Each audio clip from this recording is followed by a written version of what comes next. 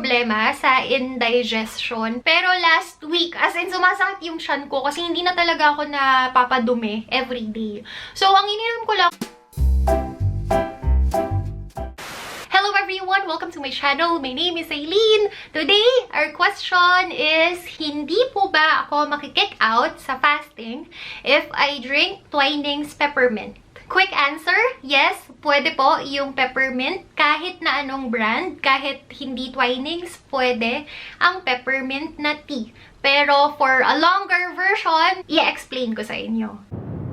Doon sa mga hindi familiar sa fasting or intermittent fasting, meron po akong mga videos about that. Ilalagay ko yung link sa description. Pero for a quick summary, when you do intermittent fasting for minimum 16 hours, bawal kang kumain ng kahit na ano or uminom ng kahit na ano, maliban sa water, sa tea, at saka sa coffee. Ngayon, pagdating sa tea, kailangan plain na tea lang siya. Bawal yung may sweetener, bawal yung merong milk or kahit na anong hinahalo.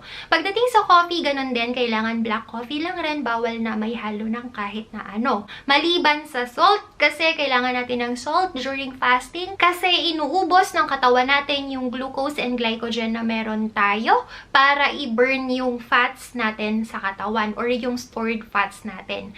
Kaya lang kapag naubos si glucose at saka naubos si glycogen, pati yung water weight mauubos din kasi itatapon ng katawan natin yun. Itong si water, hinahatak niyan palabas ng katawan natin yung sodium. Kaya, advisable na mag-add tayo ng sodium dun sa inumin or kahit papakin mo lang yung sodium, okay lang. Or asin, okay lang. Pagdating naman sa tea, pinaka-advisable yung green tea kasi mataas yung caffeine niya. And si caffeine, nakakatulong siya para makapag-burn ng mas maraming fats. Pero, hindi ibig sabihin na green tea lang yung pwede nating inumin. Actually, kahit na anong klase ng tea, pwede naman nating inumin. Kahit yung black tea, English breakfast, ako, favorite ko rin yung peppermint tea. Ang iniinom ko palagi is green tea with peppermint. Ang maganda pa sa peppermint, nakaka-improve siya ng digestion. Sometimes kasi, yung mga nag-intermittent fasting, naglo-low carb rin and nag-keto. And common na problema ng mga naglo-low carb, keto, or kahit yung intermittent fasting lang, is yung constipation. And peppermint, nakakatulong yon para maging maayos ang ating digestion. And medyo weird, pero bali nag-start kasi ako talaga sa intermittent fasting lang. Kasi akala ko masyadong magastos yung keto, kaya ayoko mag-keto. Then, nung medyo nahihirapan na ako sa fasting, kasi nga naman, nag-high carb ako, tapos pagdating ng fasting, mahihirapan ako kasi nga, high carb yung kinain ko. Kaya nag-low carb ako, then natuwa naman ako kasi hindi na ako nahihirapan ng mag-fasting noon, and then tinuloy ko na lang siya into keto diet. Never naman ako nagkaroon ng problema sa indigestion, pero last week, as in sumasakit yung tiyan ko kasi hindi na talaga ako napapadumi everyday. So, ang ininom ko lang, peppermint. Yung green tea with peppermint yung ininom ko. Kasi ayoko ng peppermint lang, masyado kasi siyang matapang. Pakiramdam ko, umiinom ako ng Colgate tea.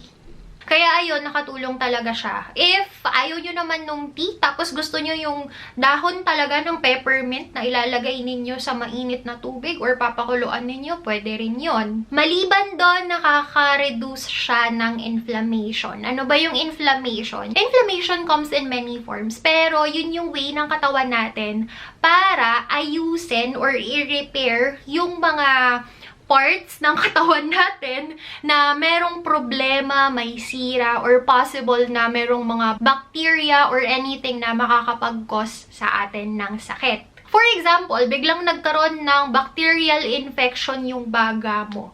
Diba, hindi naman okay yung pakiramdam mo. Uubuhin ka, tapos may plema. Kasi yung katawan mo, nilalabanan niya yung bacteria na meron ka. Kinakain niya yung bacteria, kaya merong plema. Inuubo ka naman kasi para ilabas yung plema, ilabas yung bacteria na ayaw ng katawan mo na nasa loob. Other form naman ng inflammation is kapag nagkaroon ka ng pilay o kaya nagkaroon ka ng sugat, yung part na nasugatan, na pilayan, di ba medyo warm to touch siya?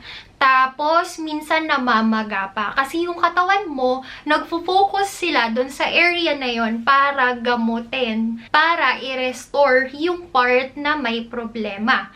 Pagdating naman sa mga pagkain, may mga pagkain na nakakakos ng inflammation. Kagaya ng soy sauce, tapos yung mga refined na mga oil, yung mga vegetable oil, sunflower oil. Kaya nga, di ba, kapag nag-keto ka, kapag nag-low carb ka, bawal yung mga yon kasi nakakakos sila ng inflammation. Hindi dahil meron silang content na carbohydrates, kasi wala naman silang carbohydrates. Pero, nakakakos sila ng inflammation. Ngayon, pag kumain ka ng pagkain na nakakakos ng inflammation, yung katawan mo para ayusin nila yung dumi na ipinasok mo, para linisin nila, mag-a-absorb sila ng mag-a-absorb ng water. Kaya kapag kumain ka ng inflammatory na pagkain, nag-gain ka rin ng weight. Hindi po yun fat weight, water weight lang yun. Kasi yung katawan mo nag-react dun sa inflammatory na pagkain na kinain mo. Nag-cause siya ng inflammation. Ibig sabihin, yung katawan mo, nilalabanan niya yung masamang pagkain na kinain mo. Kaya nag-retain siya ngayon ng water para i-repair yung katawan mo. Okay lang yan kung kakain ka ng inflammatory na pagkain once a month or once a week. Medyo hindi maganda, pero okay pa rin yun. Kasi at least hindi mo siya inaaraw-araw. Pero kapag ginawa mo siya araw-araw, dyan ka na ngayon magkakaroon ng sakit. Kasi yung katawan mo, araw-araw din silang naglilinis ng dumi na ipinapasok mo. And si Peppermint tea, nakakatulong siya dun sa process na yun. Para mas mapabilis, medyo mag-a-assist siya ng konti para tumigil yung inflammation sa katawan natin. And in return, nakakatulong rin si Peppermint tea na mag-lose ng weight. Pero hindi fat weight yung na-burn mo or hindi fat weight yung itinulong niya na ibawas sa katawan mo. Kasi yung katawan mo, idadrop na rin niya yung water weight na hinuhold niya due to inflammation. Jasmine tea, oolong, and Earl Grey. Pwede rin yung mga yon.